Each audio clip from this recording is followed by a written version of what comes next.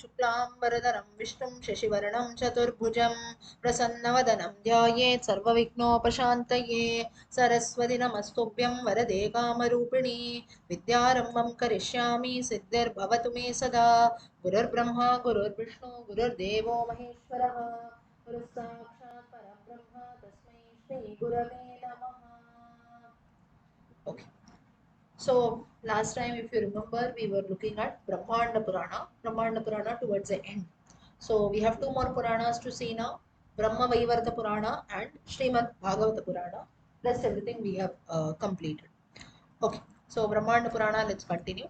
Now Brahmanda Purana, it talks a lot about the segregation, or you can say the categorization of the Vedas into Rig, Yajur, Sam, Atharvana, and the various sages. If you remember last time, we had seen the story of Yagnavalkya also. Those who have missed the previous sessions, ensure that you go through the playlist that is there, the previous audio. So I think that is Purana part 36. That audio you can go through. So maybe if you are, we are also meeting after a long time also, if you miss anything, you can go through that. Okay, so now let's continue. We are towards the end of Brahmanda Purana. So there are a lot of stories. Now I just told you a bit. We didn't go very deep, but in detail you have the segregation of the Vedas, who are the different sages, who are the different disciples, who taught it to whom, and so on. So a lot of information regarding Vedic literature has been mentioned in the Brahmanda Purana. Next is you have the lineage, or you have the lineage of Manu and the mention of various Manvantaras that are there. So it is said that along with sages are there, along with that human beings are also born, right? So human race was also there, wherein Manvantara, for example, now we have Vaivasvata Manvantare. Like this, there are many Manvantaras. Mainly, you have Swarochishamanu, Swayambhuva first, then Swarochishamanu, Uttama, Tamasa, Raivata, Chakshusha. These are all names of different Manvantaras, and the person who rules over each of these Manvantaras is Manu. So, like this, in each of these Manvantaras, we have Manus who rule in the sense they are the from Manu is how you have the human race that is called as Manavaha. So we are all actually descendants of Manu. So mainly now Manvantara. In a Manvantara, what exactly happen is you have one particular Manu. Then in the Swayambhuva Manvantare, you have Swayambhuva. In the Vaivasvata Manvantare, name of the Manu will be Vaivasvata.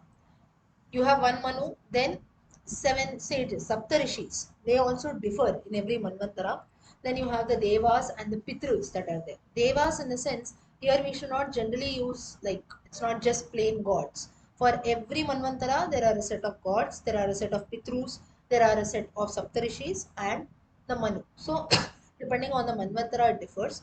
Now, maybe in, you can say, in everyday terms, it doesn't have a huge impact on all of us, because it is like thousands of years together. So if in the case of all of us, it will be like you take about 20-25 births, maybe then one Manvantara crosses over. So it is little beyond our imagination, but we must note that how all the, you can say, the time differentiation is made, or how time has been categorized, that is very, very important. Manvantaras. So there is so much of information that is there.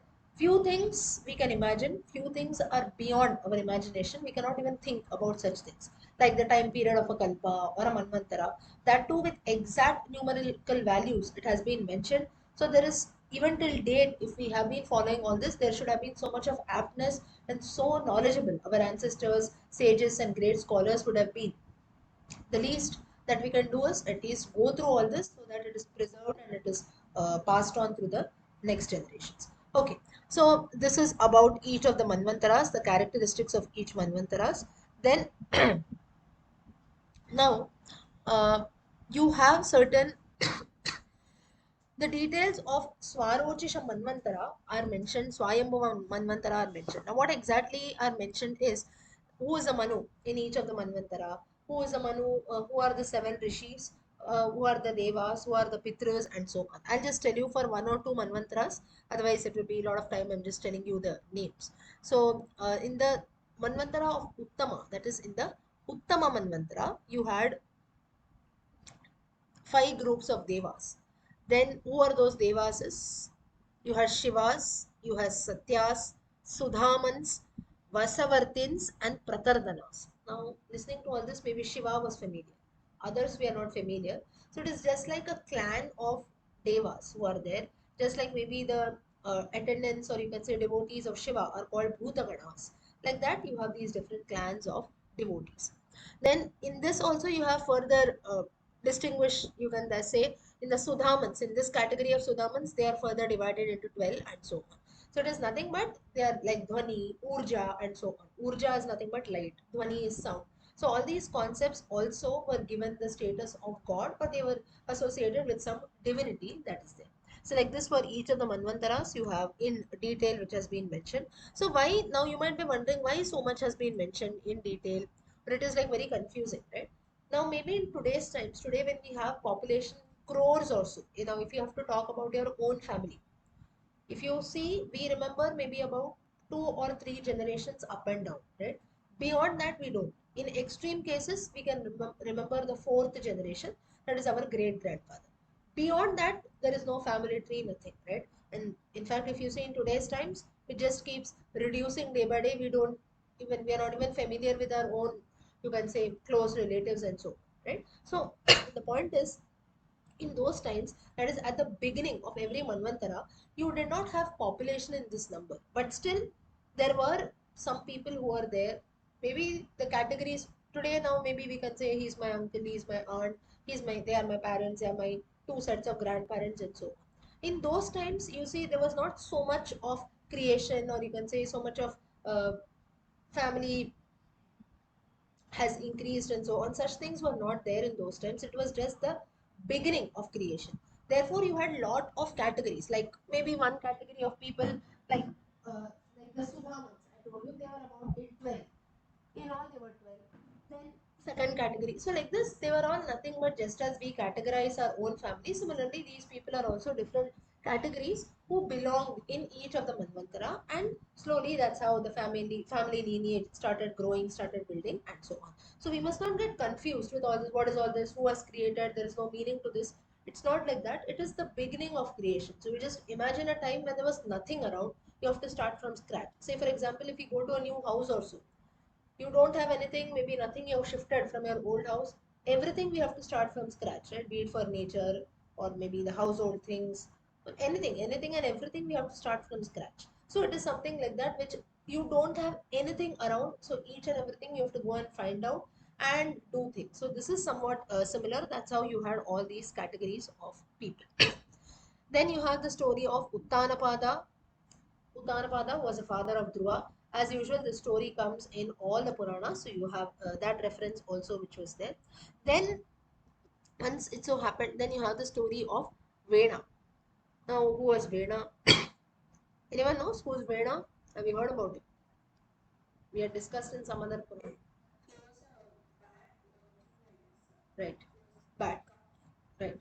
Vena, his son Prithvi. Now, Vena, he was born out. Sorry, Prithu's father. Correct, correct. Prithu's father was Vena. Now, Vena was actually born out of, you can say, when Vena was a very evil-minded person, or used to trouble the citizens a lot and so on. So, when his hand was cut off, you had Prithu, who was born.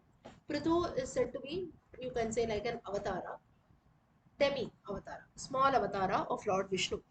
And Prithu, he was a very good king. All the sages also were very happy in his rule. And at that time, the king Prithu was the one who was crowned, and he was the first to do the Rajasuya sacrifice. So at that time, what was needed is Prithvi. Goddess Prithvi, she had to be milked. Now, Prithvi in those times, she was there in the form of a cow. So she had to be milked, and through the milk of Prithvi, you had milk products that were available. Then slowly, vegetables, all other provisions were bought in. So such things were available, and that's how the world became prosperous. In the rules of Vena, that is in the when he was ruling over, the earth also seemed to be barren, it seems. So she used to be very afraid, no crops were grown, no vegetation, nothing. So just imagine a dry situation or a drought, famine like situation. Whereas in the case of Prithvi, again, he started a lot of cultivation, growing trees, plants, crops, and so on. So, like this, slowly again, Earth also she regained back her shine that is there, her luster, and the earth also became prosperous. So this story also has been mentioned in the uh, Brahmanda Purana. Lastly, you have the story of Chakshusha Manvantara, which has been mentioned in detail. Now, what exactly happens in the Chakshusha Manvantara? Here, the earth, Bhumi Devi, she gets the status of Prithvi, meaning the daughter of Prithu. This reference is mentioned here. That's it. And then the earth, uh, what exactly was the situation then? Prithu ruled over during this Chakshusha Manvantara.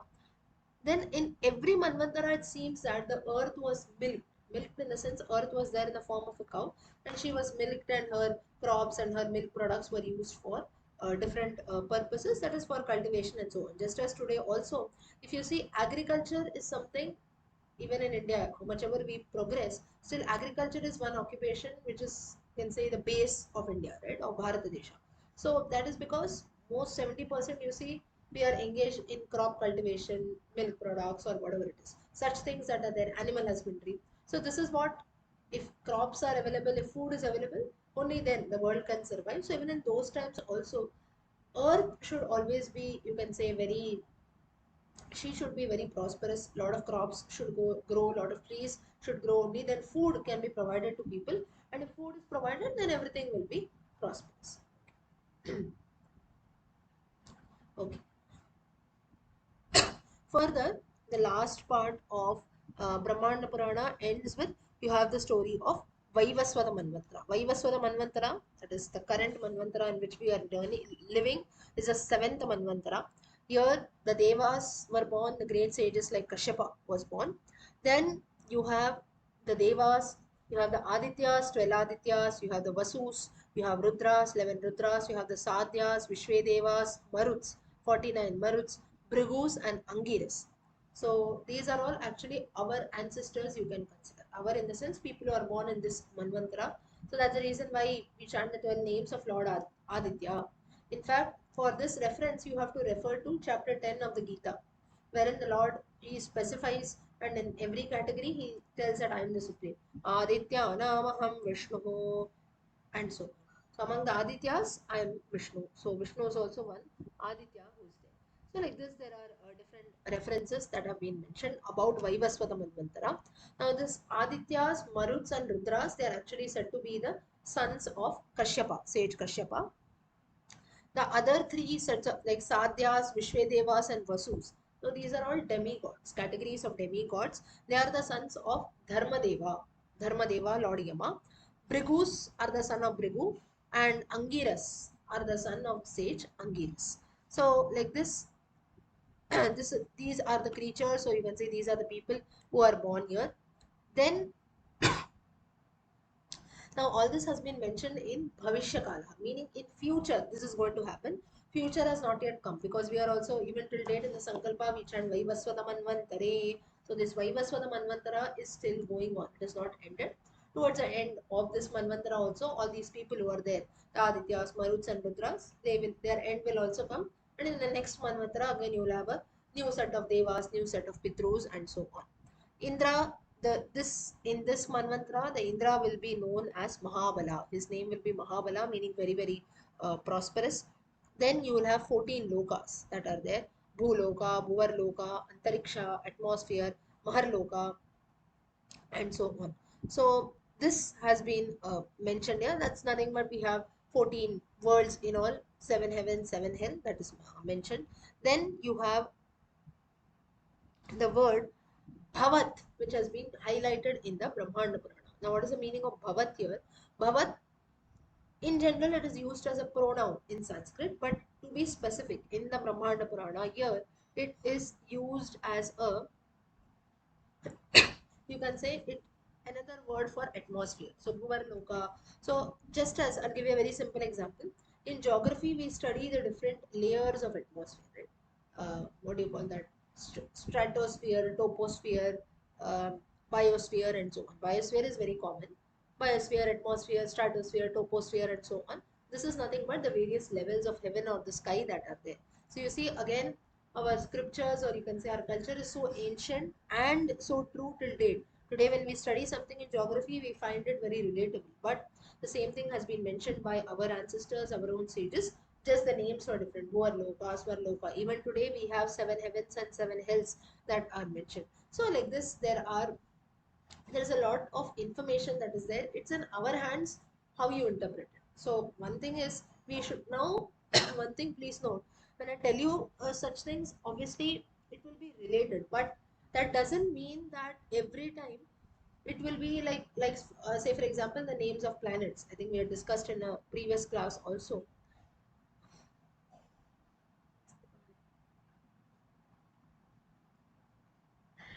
Names of planets, they are known as grahas, right? So graha is planet, but when you actually now say for example Prithvi for earth, that is okay, we have a reference, daughter of Prithu, King Prithu, that's how she gets the name Prithvi. But Shani is Saturn, Buddha, Shukraha, little Brihaspati will be Jupiter. These are all like translations that are there, or rather than saying translation, let us say it as assumption. But we cannot be 100% sure on this, that because there no reference, you can say no confirmed information that is there that this is how it is. It will be 99% through a lot of research also it will be right, but rather than grahas, to translate grahas as planets, you can use the word graha as it is. So like this, there are certain references. So exactly we cannot translate words, but 99, 90 to 99% you can consider somewhat it is relatable. So that is mentioned further in this uh, in the Brahmanda Purana. So with this we conclude the Brahmanda Purana, wherein lastly you have, I mean, now in the Brahmanda Purana, if you see, you have detailed information about Bhumi that is there. So different detailed information about different Manvantaras, the different levels of atmosphere and so on. Because it generally talks about Brahmandam, that is the world around earth, heaven and hell. So with this, and you have one more reference. You have the Yakshas, Gandharvas, also who are living here, Yakshas, Gandharvas, Rakshasas, Pishachas are like ghosts also.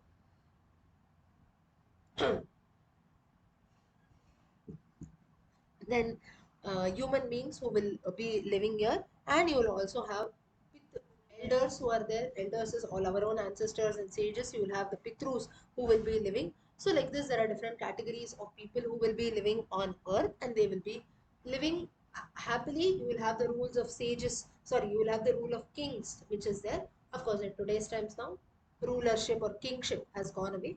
We have some government, or you can say whatever it is, some ruling body which is ruling over all the subjects. So Yakshas, Gandharvas, and so on, they live in.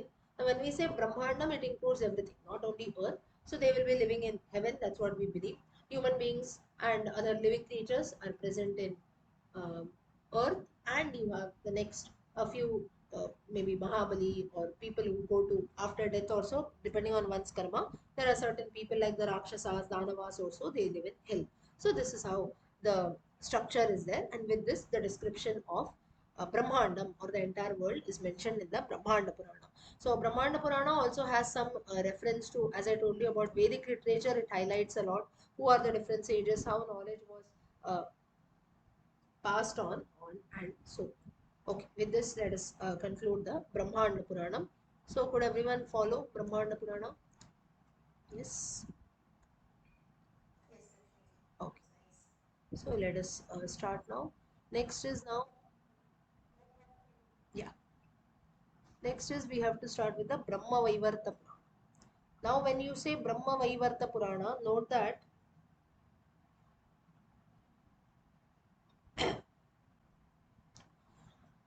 Brahma Vaivarta Purana is another name, or you can say another text that we consider, which talks about the stories of Radha and Krishna.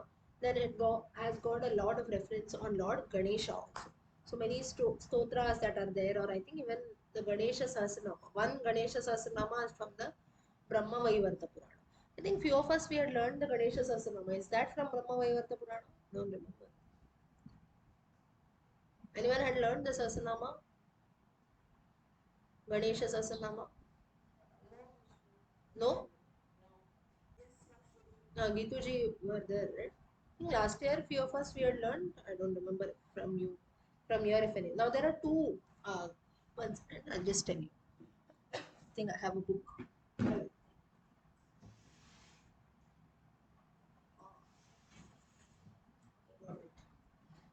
Okay, now there are two Ganesha Sasanas. One is from Brahma Vaivarta Purana, and another is from I think some other resource. So, and one second, I'll just tell you the source that is there. Yeah, no, no. One is from the Rudrayamale Mahaguptasare Shivaparvati Samvade Gakaradi Ganesha Sahasranama. This is different. Gakaradi Ganesha Sahasranama, that is, sorry, the entire Sahasranama, that is a thousand names of Lord Ganesha, start with G. So that's the reason it is called Gakaradi. The Ganesha Sahasranama, which few of us we had learned, I will share the audio later on our group. That is, I think, from Brahma Vaivarta Purana. So you have a lot of stories with mainly with Radha Krishna, a little bit mention of Ganesha also, and the stories of Ganesha which are there in the Brahma Vaivarta. Okay, so this Gakaradi Ganesha Sahasranama, I'll just chant one verse. Ganeshwaro Ganadyaksho Ganaradhyo Ganapriyaha Gananatho Ganaswami Ganesho Gananayakaha Ganamurtir Ganapatir Ganatrata Gananjayaha Ganapato Ganakrido Ganadevo Ganadipaha, and so on. Like this, everything is Ga. That's the reason it is Gakaradi Ganesha Sahasranama. The others, no, no, that is not this. Which we learn together, that is different. That is, I think, from Brahma Vaivarta Purana. This is different. Gakaradi Ganesha Sahasranama is different. So there are actually two Ganesha Sahasranamas. You have lot of Sahasranamas. You have one uh, Kala Bhairava Sahasranama. That is also there. I think it is mainly Kala Bhairava Sahasranama, Hanuman Sahasranama. Especially Hanuman Sahasranama is for all round success. Kala Bhairava Sahasranama is for, you can consider like all kinds of fear, Mrityu Bhayam, and so on. So for Lord Kala Bhairava, Shiva Sahasranama is different, Kala Bhairava Sahasranama is different. So mainly if you see, all these Sahasranamas are a part of some of the other Puranas mostly. Like we had the Vishnu Sahasranama in the Garuda Purana, or Ganesha Sahasranama in the Brahma Vaivarta Purana. Like this, there are Sahasranamas which it will be conversation between two people. Like the Vishnu Sahasranama from the Garuda Purana is a conversation between Vishnu and Shiva. So like this, even in the Puranas also, and in certain other texts, you have like in the Uma Samhita, for example, you have Uma Samhita, Lord Shiva and Parvati having a conversation talking about the benefits. Or you can say why something has to be done, like why the Sundarakandam has to be chanted, what are the benefits of that. All this Lord Parvati asks Shiva, and Shiva gives an answer. So she is also, Parvati Devi also, she tends to behave like all of us at times. At times, in a sense, in that context. Why should I do something? What will I get out of this? So, like this, she asks a lot of questions. Even in the uh, original Vishnu Sahasranama, if you see, पार्वत्युवाच केनोपायेन लघुना विष्णोर्नाम सहस्रकं पठ्यते पंडितैर्नित्यं श्रोतुमिच्छाम्यः प्रभो. She says, is there any shortcut? Laghu. Kenopayena laguna. Kenah upayah laghu. Is there some shortcut in which I can chant if I'm not able to chant the Sahasranama daily? Anyways, it takes only 20-25 minutes. That also, if I'm not able to do, the Lord says, yes, Shri Rama Rama Rameti Rame Rame Manorame Sahasranama Tattulyam Ramanama Varanane. He says, Ramanama, you can chant thrice. For that also, there is a calculation. The placement of the letters R and M together, if you add and subtract 10, 10, 10, 10 into 10 into 10, it is 1000. That's how. Anyone has heard about this Katapayadi Sankhya, this system? Katapayadi Sankhya. Yes. Do you know how that is done, Sridevi? Yeah. You're at least familiar with it, right? Yeah. Hmm. Katapayadi. Okay. Okay. Yeah. So Katapayadi Sankhya is actually like in maths, sometimes we cannot consider 100%, but in maths sometimes you have, I don't know whether it was there, at least something called magic squares or something like that, right? Or what exactly, what to tell.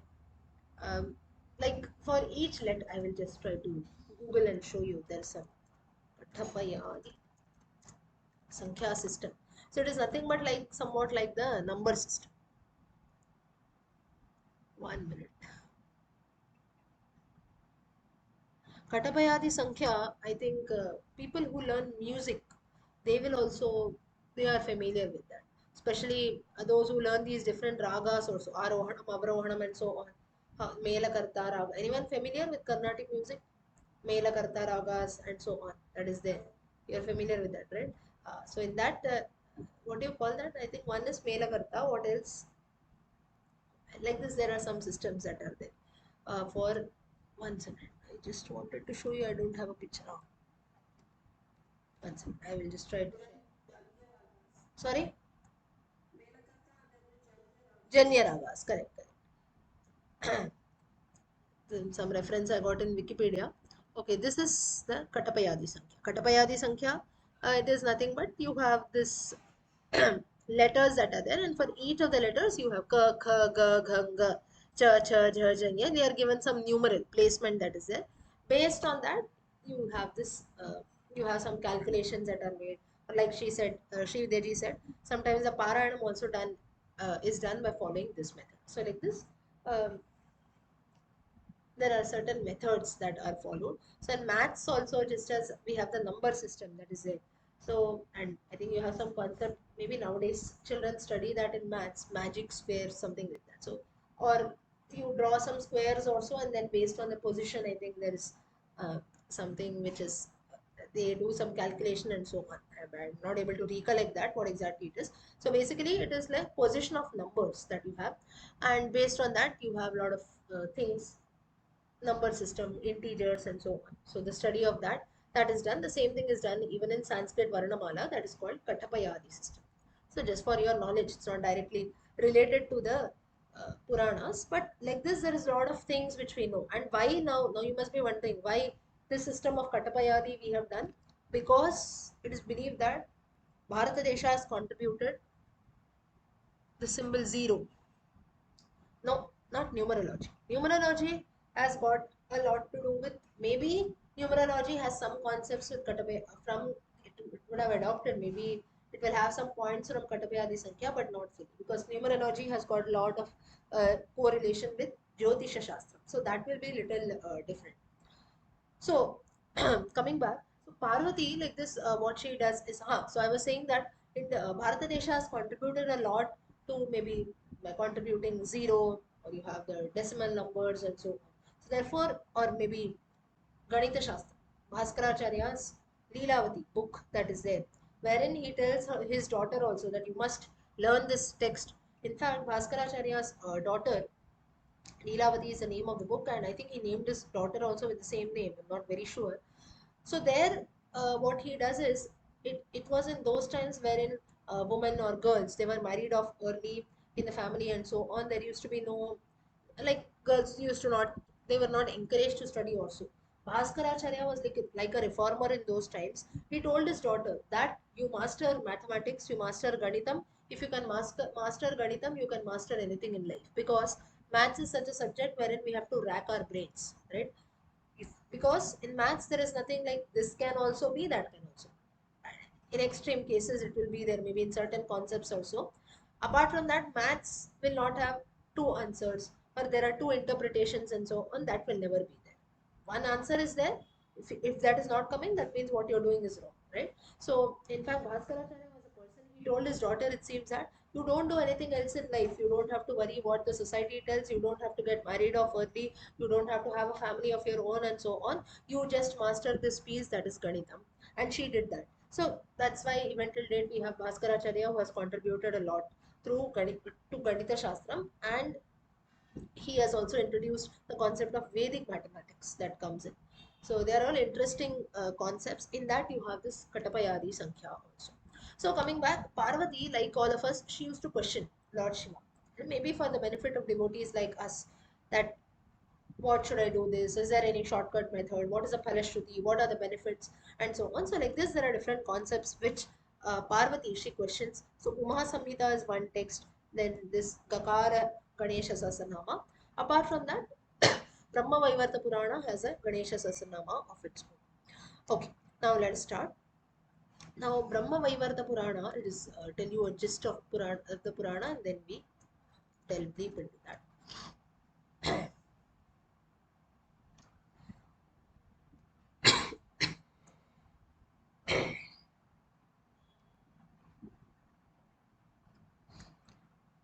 Now, Brahma Vaivarta Purana is a major Purana. Okay, now some people will say that no, it is a minor Purana and so on. It's not a part of the 18 Puranas, but it is not at all so. It is a major Purana. Okay, now it is basically again a Vaishnava text that is there. So, Vaishnava text, it talks a lot about stories of mainly Krishna and Radha. That's the reason it becomes uh, a Vaishnava text. Mainly, it revolves around Radha and Krishna. And just for all of your information, okay, let me ask you a question. Radha and Krishna, were they married or no? No. Okay. So it seems that now there are references that are told. There is a place even today in, I think it is near Mathura also, or Vrindavana, wherein this is a Vana. I'm not able to recollect the name. There it seems that Radha and Krishna had married there. So Radha is also one of the queens of Krishna, though, but they did not tell that to the world outside. It was a very, you can say, silent marriage that took place. So they have not revealed that outside. Even today, I think there is a Vana there. Like you have the Nidhi Vanam in Vrindavanam where they do the Rasa Leela. That is different. So even today, anyone has gone to Mathura or Vrindavanam, if you know, there the Nidhi Vanam, that is there. It is said. Now I have not gone there. I have heard it. It is said that so I think they close it right in the evening time also. They allow you only in the morning.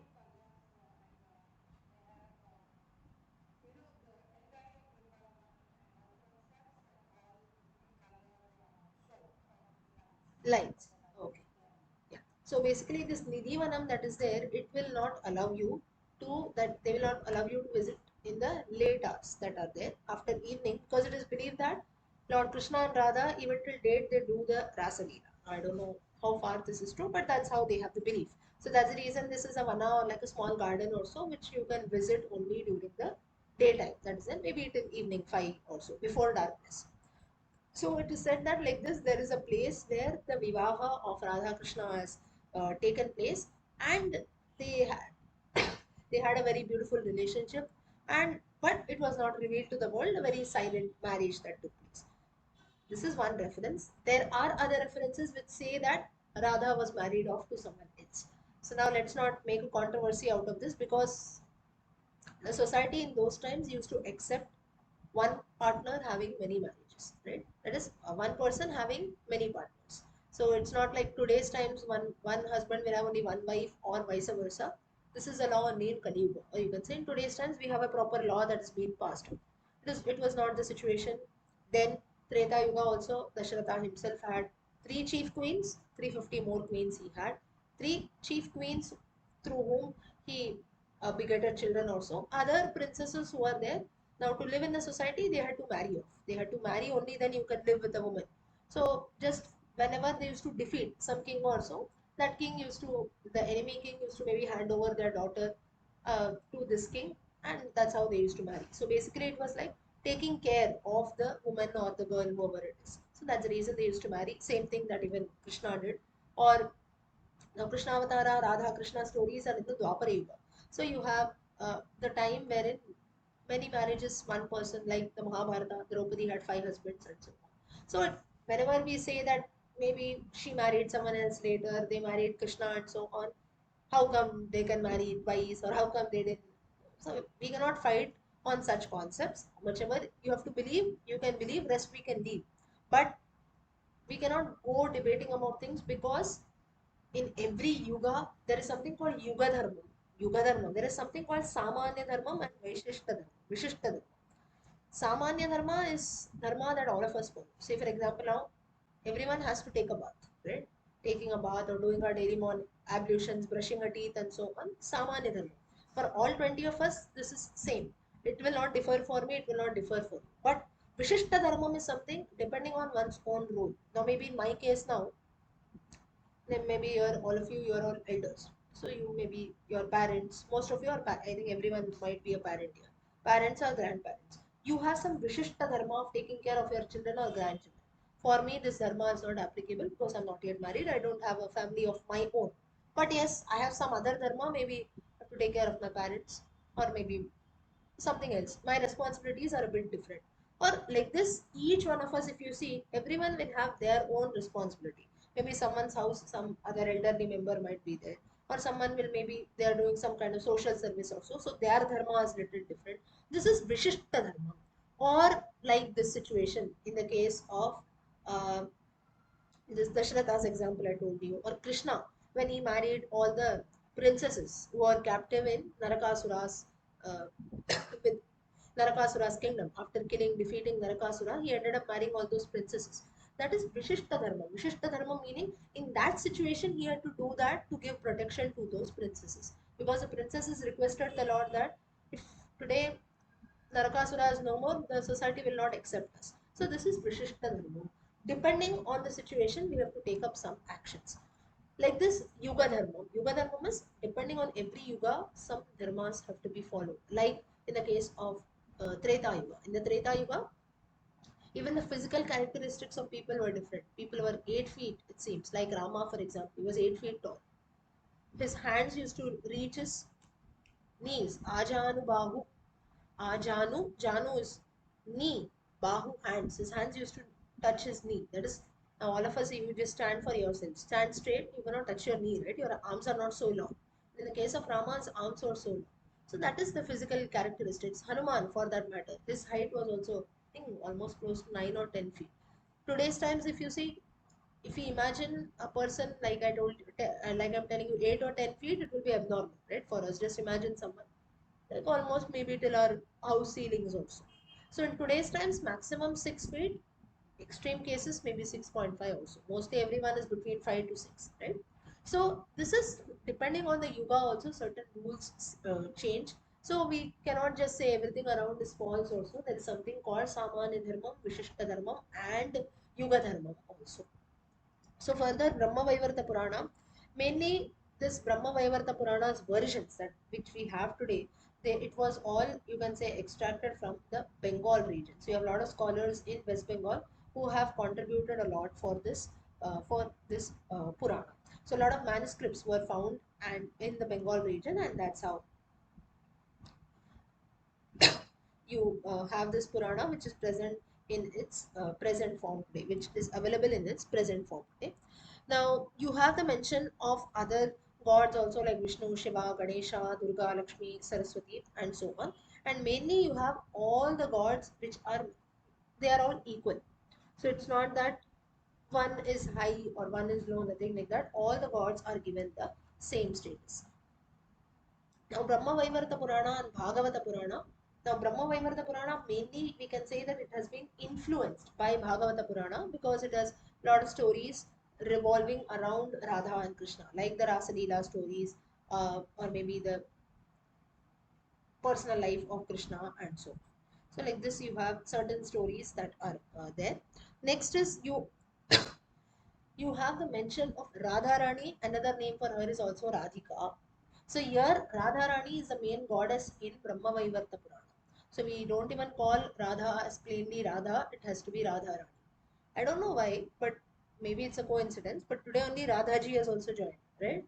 Radha, are you there? Joined in? I don't know whether she admits. You're joining after many days, right? So today we are talking about Brahma Vaivarta Purana, which highlights a lot about Radha and Krishna. So you have goddess Radharani, who is the primary goddess in this. Today, coincidentally, you have also joined. Very nice. Okay, so coming back here, so Radhika or Radharani is the you can say chief goddess. She is given like the status of Rukmini or goddess Mahalakshmi herself.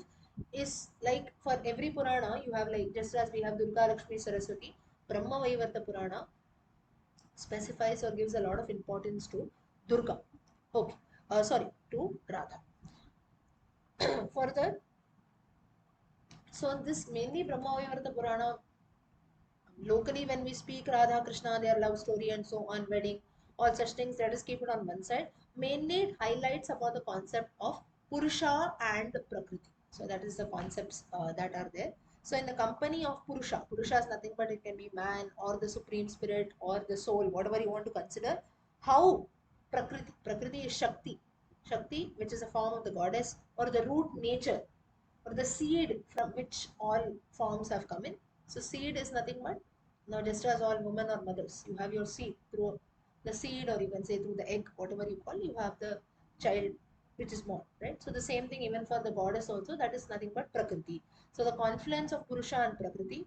Without Purusha, sorry, without Prakriti, Purusha is incomplete. In fact, it can also be the other way around. Without Purusha, again, Prakriti is also incomplete. Now, if you have to give birth to a child, a woman cannot do anything by herself, you need the man, and vice versa. So even if the man is able to do something, still if the woman cannot carry the child, then there is no use, right? So therefore the confluence of both has to be there, Prakriti and Purusha. This is highlighted through the story of Radha and Krishna, which is mentioned in detail in the Brahma Vaivarta Purana. So when we, why I'm telling you this is, when we look at certain concepts, we must not look at a very plain level. Okay, some story of Radha, some story of Krishna, some mere love story between two people, like fools I'm sitting and reading all this, I don't have anything else to do. It's not like that. There's a lot of concepts that are told behind this. What exactly is Prakriti, what exactly is Purusha? Purusha is nothing but some spirit that is there, and Prakriti is the Shakti or strength which is there behind different concepts that is being told. Next is, you also have the mention of a few saints, mainly the Bhakti period that is there. So you have, even in our history also, you have certain time periods which is called the Bhakti literature or Bhakti era. Bhakti era is wherein you had the birth of people like Chaitanya Mahaprabhu and so on. Through them, you have, like maybe in today's times, you can consider certain organizations. It can be maybe ISKCON or maybe the Chinmaya mission. Like that, there are so many missions, right? So somewhere they have been inspired or influenced by some bhakta who's there. It can be like Chaitanya Mahaprabhu in the case of ISKCON also, or Chinmaya mission can have their own Chinmayananda, Swami Chinmayananda. So like this, you have different people, or even Omkarananda, whose ashrama is in Teni, Tamil Nadu. He's no more. He recently passed away. So he was influenced. He had his gurus. He used to have close contact with the Shringeri Acharyas and so on. So the point is, all these different organizations which we join in, or maybe we become a part of that, they mainly, you can say, maybe organize or they promote a lot of these bhakti activities that are there. So mainly that also has got its roots in Brahma Vaivarta Purana. It direct roots in the sense it is mentioned, it has the mention of saints like Chaitanya Mahaprabhu and so on, who have contributed a lot to Nama Japa that is there. So merely singing the names of the Lord or losing yourself in bhakti, even to certain places if you go, even today, like you go to Mathura, Vrindavana, or ISKCON and so on, such organizations, when they do the Aarti also, you see people are lost, right? People are lost in bhakti. It's not that they do it on purpose, wherein they're dancing in joy, and you can actually see that bhakti. None of us can do that. Maybe, I don't know about all of you, but logically for bhaktas like us, even though maybe you see people around you dancing in joy, still it becomes very difficult for us, especially if you go to North India. You see, even when they have the uh, some arti, or even if they visit the temple also, whenever they are waiting in the queue, or when they say Hara Hara Nama Parvati Padaye Hara Hara Mahadeva, they will always lift their hands and sing. Usually we don't do that, right? In Central or South India, we don't do that. Why? Because we just, maybe we will chant different shlokas, mantras or so, but we will not maybe raise our hands and shout, and such things we don't do. That is, now it just depends on each one's bhakti and the area where all of us live in. Now why do they do this is, they'll raise their hands, or maybe you see, especially East India people, people living in Odisha and so on, they will make some noise with their mouth. That is, has anyone heard that? During the aarti times also, you have women also, they make some kind of a sound with their mouth. Have you heard that? Like a, yeah, like a short howling sound or something. I remember, I'll tell you my own experience. Somewhere we had gone a few years back. So you had the aarti. It was in North India only. So the aarti was taking place, and suddenly they were a group of ladies. So when the aarti took place, they started, let's not call it as howling, they make some kind of a sound which is quite similar to howling. So sorry, Bengal, right? Weddings also, correct. Yeah, something like that. Correct. So it is. They consider that to be very, very auspicious, and maybe for people like us, like for me also, I never heard that. I felt what happened? Why are they shouting? Or maybe for the first time you listen, you feel that it is something, and that too we are not used to seeing something like this, right? So then later we came to know that it was actually a part of their tradition, wherein they do that as maybe that's their way of expressing bhakti and so showing. And second, secondly, why, sorry, why do certain devotees that they lift their hands or so? That is, it seems that just to tell the Lord that I have come, you please see me, even though I am not able to see you, you at least see my hands have raised in order to show that I am here. That is one meaning. Second is, you lift me up from this ocean of samsara. That is another meaning. So it's just what you call as bhavam or bhavaha that we have, the feeling that we have in doing something. Now bhavam is something which is needed when we do anything, right? So be it even doing any kind of normal worship or chanting any mantras or maybe offering flowers or any kind of puja that we do, we need that feeling from within. Otherwise, it's like if you offer flowers but you have some other things going about in your mind, it's just an action, right? You're just throwing flowers. Whereas if you do it with bhakti, automatically you have a different feeling that comes in. So it's just how we take up things and the way we express ourselves, the way we show some bhakti, it's just the bhavam that is there. Or whenever we offer some nevidya, we know, practically we know that the Lord is not going to come physically with my eyes. I'm not going to see the Lord eating the name, but I have the bhavam, I have the feeling from within that whatever I offer, the Lord is accepted that. So like this, there are certain concepts in bhakti literatures especially, which are we have to experience that, we cannot just see. So the same thing has been highlighted little in the Brahmanda Purana through the mention of sages, bhakti saints like Chaitanya Mahaprabhu and so on. Next is, you have about 46 chapters that talk about Ganesha, about 67 chapters that talk about goddess. You have about, you can say, mm, almost 30-40 chapters you can consider which talk about Lord Krishna. And in general, you have something called, so like this text, Brahma Vaivarta Purana, is divided into four khandas or four parts. So first is the Brahma Khanda, which talks about Lord Brahma, Brahman Srishti, and so on. Next is Prakriti, which talks about the goddess. Next is Ganesha. Third khanda is Ganesha, revolves around Ganesha. And lastly, it talks about Krishna. So for Krishna, it is again more than Krishna and Radha, Radha Krishna, more than 100 chapters. Let's not say Radha Krishna, you will have about little chapters in praise of Radha Krishna, and solely about Krishna there are many topics. So roughly if you see, the Purana has got about 18,000 verses like the Srimad Bhagavatam. Little you can consider the number up and down. So this is the exact content or how the Brahmanda Purana is divided. So roughly Brahmanda Purana has, I think, about you can consider roughly 280 to 300 chapters. 270 to 80 you can consider in all the chapters that are there. Now we will look at each of these concepts in detail just to give you an overview. Now, why this Brahma Vaivarta? When it talks about Ganesha, when it talks about Krishna, Radha, Devi, and so on, why do we have to get this name Brahma Vaivarta? Brahma Vaivarta. Vaivarta meaning one that can be, or Brahma or Brahman that we say, the creator or Brahman, which is associated or identified with Krishna. So the soul that we have inside us, we believe that that is the Lord, right? So that is given the position of Krishna. Now in this Purana it is Krishna, maybe in Shiva Purana also it will be Shiva. So it can be anything. Because Brahma Vaivarta Purana mainly highlights or glorifies about Radha Krishna and so on, it talks about Krishna. So basically Brahma Vaivarta meaning Brahman is not different, Brahma is not different, Krishna is not different. Brahman or the soul which is there inside, the Atma which is there inside all of us is none but Krishna himself.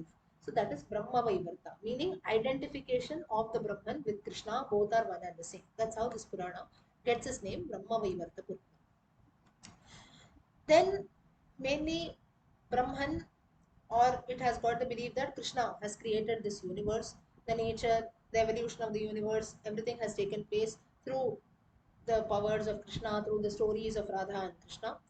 And So this is the first part wherein the Lord Krishna is shown as the primary creator, the supreme energy who is ruling over everything, and so on.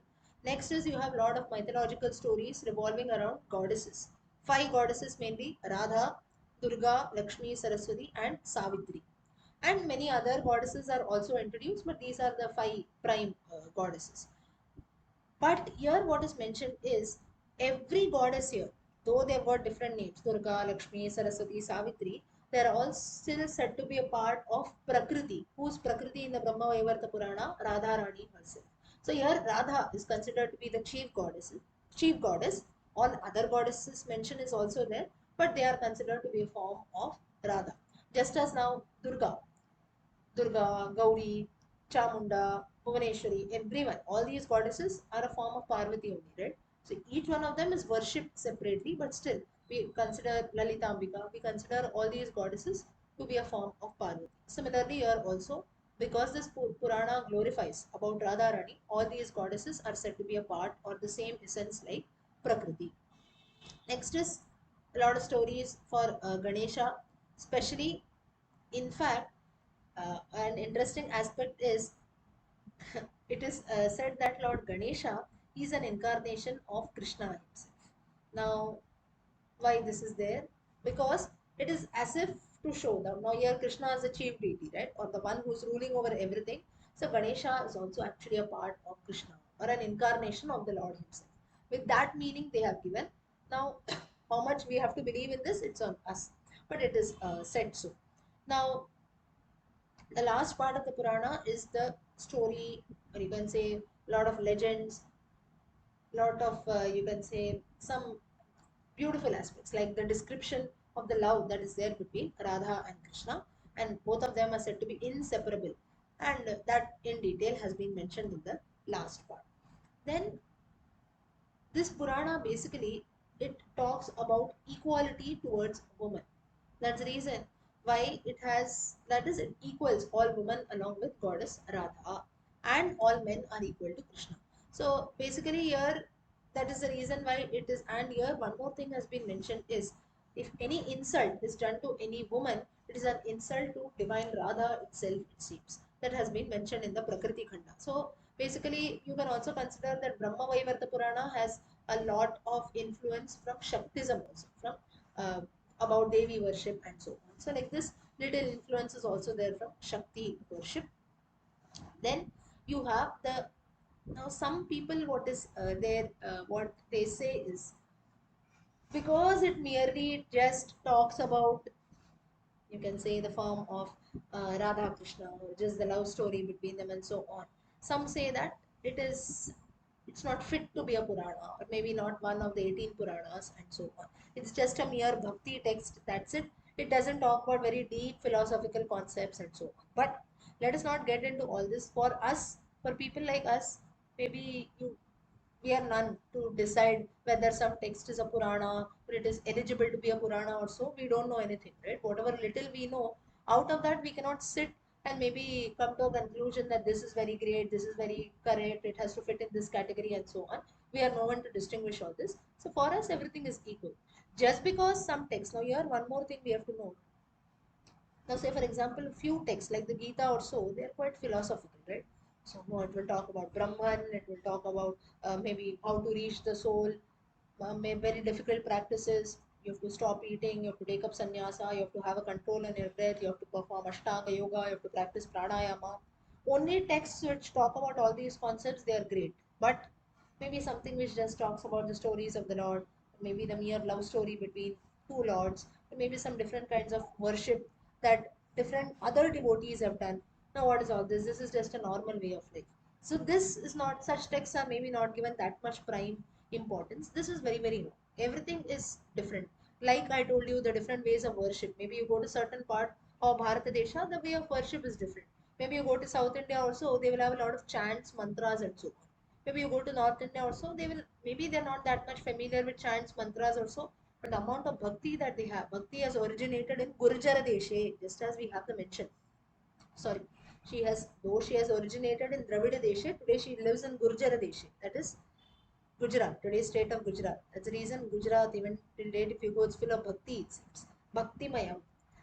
So slowly she from Dravida Deshe, from Tamil Nadu, slowly she comes to Karnataka, she comes to Maharashtra, and then she goes to Gujarat.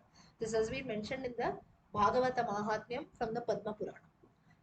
So that is bhakti is born, but then slowly she moves about. So the way of bhakti that is there is still originating in North India, or maybe the certain ways of worship. Like I told you, the women in East India they make certain sound from their mouth.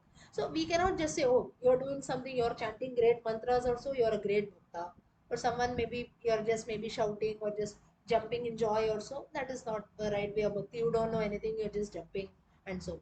So we are no one to decide this. Now, in the case of all of us, we don't fall in either of the categories, right? Whatever little we know, we do, that's it. So, therefore, Brahma Vaivarta Purana is sometimes people say, no, this is not fit to be a Purana also. Let's not get into that thing. For us, everything is equal because we don't do anything properly, right? So, whatever little we know and whatever little we can, we try to do.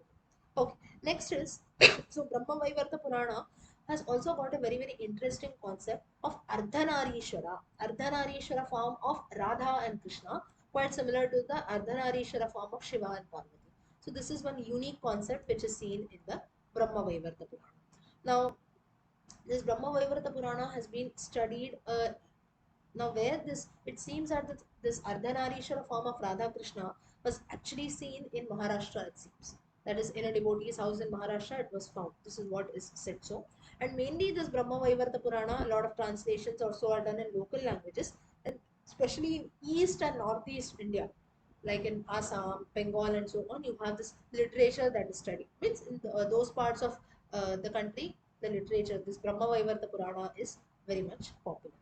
Okay, so from the next time onwards, we will delve deep into this. I just gave you a background. Now, please note that just 1 second, hold on.